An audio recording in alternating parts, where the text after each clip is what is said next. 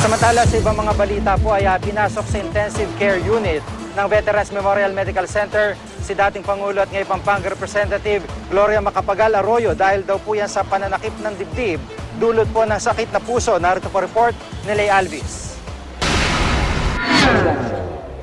Kumambyo ang Veterans Memorial Medical Center sa nauna nitong pahayag na pwede nang lumabas ng ospital si dating Pangulo at ngayon Pampanga Representative Gloria Macapagal Arroyo.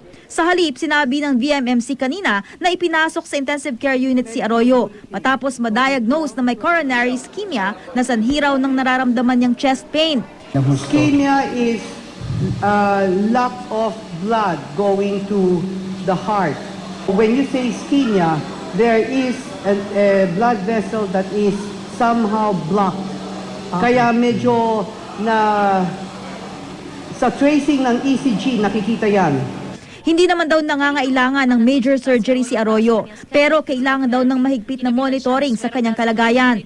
It can progress. Ischemia should not be taken lightly. That can progress to full-blown what you call myocardial infarct or in layman's term, a heart attack. Sa ngayon ay di pa raw masasabi ng mga doktor kung kailan pwedeng ma-discharge si Arroyo.